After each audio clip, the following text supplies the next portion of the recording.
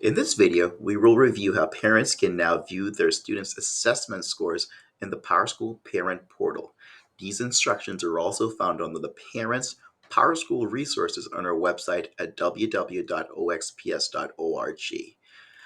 On this page, there is a Viewing Assessment Scores in PowerSchool Parent Portal link. If you click on that link, it will open a PDF that you can either print or download so you can follow along while viewing the test scores for your student. The easiest way to access the PowerSchool Parent Portal is to go start at the www.oxps.org, your website. Then click on the PowerSchool link, the P in the middle of the page, and then click on the PowerSchool Students and Parents.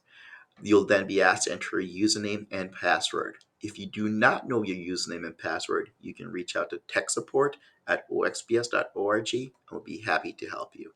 After you have your username and password, we'll go ahead and click the sign in. When we're in the parent portal, we'll then click on the test scores link on the left menu. This will take us to the page with all the test scores that have been uploaded for your student. We're using a test student for this particular demo. So the name would actually be your student name. The grade will show the grade the student was in when that particular test was administered. The next column is the test date. We'll primarily be looking at middle of the year, which would be a test taken in September. Or actually, the beginning of the year would be in September. The middle of the year would be in January, and we will upload the May or June test results for the end of the year. So September would be beginning of the year, January would be middle of the year, and then later on we'll get the end of the year. The next column, we have our test name. So we have iStation Math and iStation Reading for our particular test student. Then we have the score name, and this looks at what particular subtest was assessed for this particular student.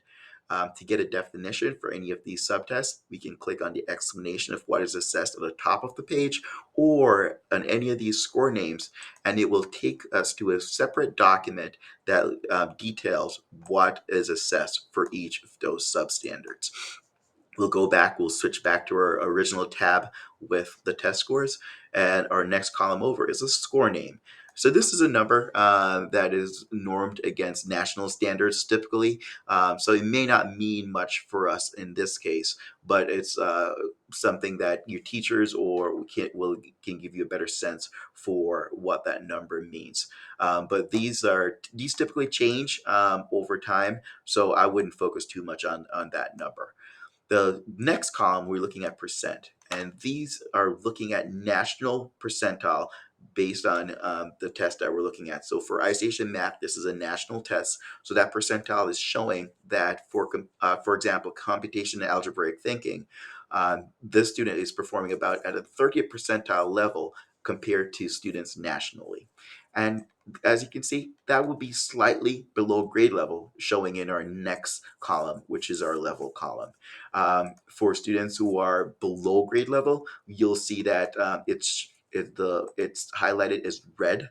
For things that are slightly below grade level, they're listed as yellow. Whereas for the standards that are on grade level, those are typically colored green. So the things that we'd be most concerned about here are what subtests or score name are students performing below grade level. Um, on this page, we can also sort by any of these columns. For example, we can sort by the score name. If we click on the arrows right next to the score name, we can sort by that particular score name, or we can also filter. So to sort, as I said, we'll click on the arrows at the top of each of those columns, and we can sort by that particular column. Or if we want to filter, there's a box right below the column name. So if we want to only look at, for example, the levels that are below grade level, we can type that in, and this will only show grades that are below grade level. And if we want to get rid of that filter, we can just click on that X, and it will automatically remove that filter. If we want to print this data out, we can print this page, and this will take us up, and we can then print this page and look at it outside of the system. Most of this information it can only be accessed through the website. So if you're using the PowerSchool app, then this will not work. So make sure you're using the website um, to access this information. If you have any questions on how to use the new test score screen or how to log into the parent portal, the PowerSchool parent portal, please reach out to tech support at oxps.org. Thank you.